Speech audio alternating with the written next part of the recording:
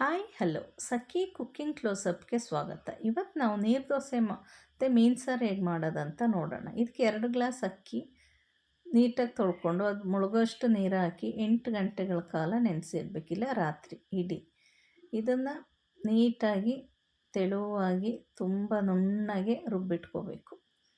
ಇದು ರುಬ್ಬಿದ ಮೇಲೆ 1.5 ಟೀ ಸ್ಪೂನ್ ಉಪ್ಪು ಹಾಕಿ ಚೆನ್ನಾಗಿ ಮಿಕ್ಸ್ ಮಾಡಿ ಇದಕ್ಕೀಗ 1 ಲೀಟ್ರ್ ನೀರು ಸೇರಿಸ್ಬೇಕು.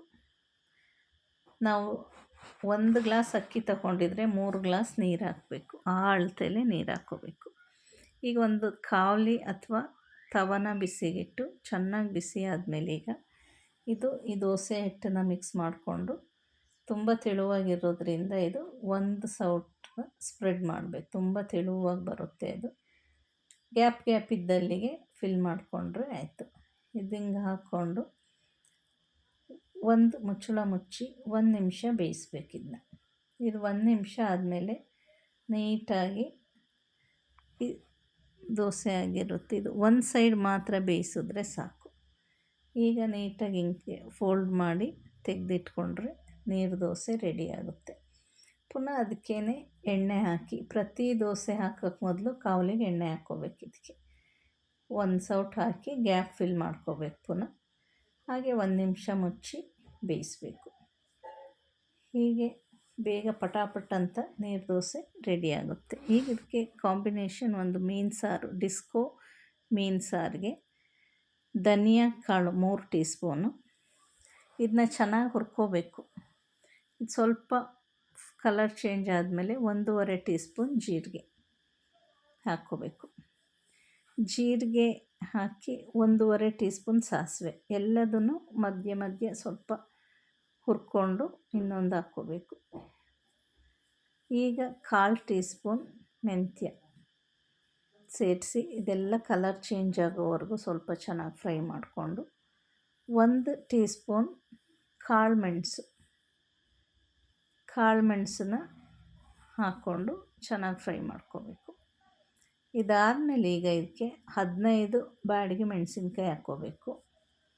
15 ಬ್ಯಾಡಗಿ ಮೆಣಸಿನ್ಕಾಯಿ, 8 ಗುಂಟೂರು ಮೆಣಸಿನ್ಕಾಯಿ ಹಾಕ್ಕೊಂಡು ಮೆಣಸಿನ್ಕಾಯಿ ಸ್ವಲ್ಪ ಕ್ರಿಸ್ಪಿ ಆಗೋವರೆಗೂ ಫ್ರೈ ಮಾಡಿಕೊಂಡು ಇದು ತಣ್ಣಗಾದ್ಮೇಲೆ ರುಬ್ಕೋಬೇಕು. ಇದು ಸ್ವಲ್ಪ ತರಿಯಾಗಿ ರುಬ್ಬಿದ ಮೇಲೆ 1/4 ಟೀ ಸ್ಪೂನ್ ಅರಿಶಿಣ, 1 ಟೊಮೆಟೊ, ಚಿಕ್ಕದಾದರೆ 2 ಟೊಮೆಟೊ, ಬೆಳ್ಳುಳ್ಳಿ ಒಂದು 15, ಈರುಳ್ಳಿ 1, ಶುಂಠಿ 1 ಇಂಚು ಇಷ್ಟನ್ನು ಸೇರಿಸಿ ನೀರು ಹಾಕ್ಕೊಂಡು ರುಬ್ಬಿಟ್ಕೋಬೇಕು. ಇದು ರುಬ್ಬಿದಾದಮೇಲೆ ಒಂದು ಬಾಣಲಿ ಅಥವಾ ಪಾತ್ರೆಗೆ 20 ml ಎಣ್ಣೆ ಹಾಕಿ ಬಿಸಿ ಆದಮೇಲೆ ಚಿಕ್ಕದಾಗಿ ಕಟ್ ಮಾಡಿರೋ ಒಂದು ಈರುಳ್ಳಿನ ಚೆನ್ನಾಗಿ ಫ್ರೈ ಮಾಡಬೇಕು. ಇದು ಸ್ವಲ್ಪ ಕಲರ್ ಚೇಂಜ್ ಆಗೋವರೆಗೂ ಫ್ರೈ ಮಾಡ್ಕೋಬೇಕು.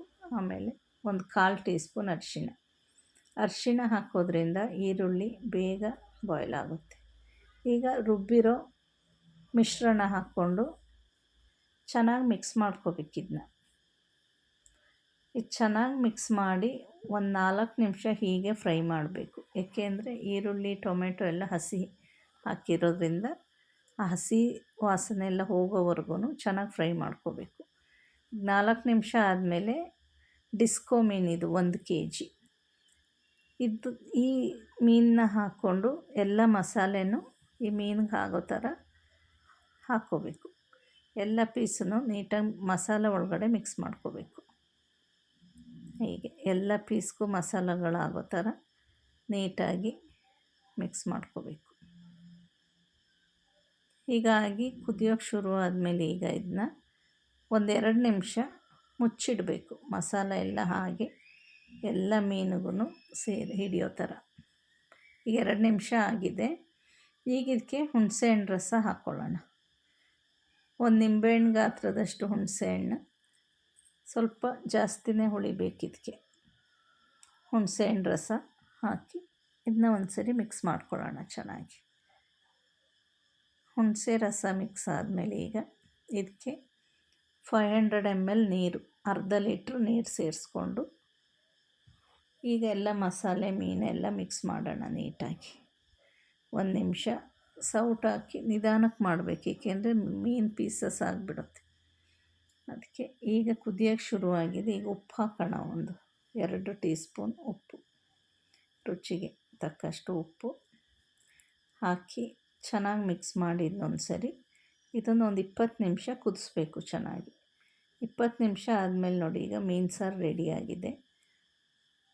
ಮೀನು ಸಾರು, ನೀರು ದೋಸೆ ರೆಡಿಯಾಗಿದೆ. ಇದೆರಡು ತುಂಬ ಒಳ್ಳೆ ಕಾಂಬಿನೇಷನು, ತುಂಬ ಚೆನ್ನಾಗಿರುತ್ತೆ.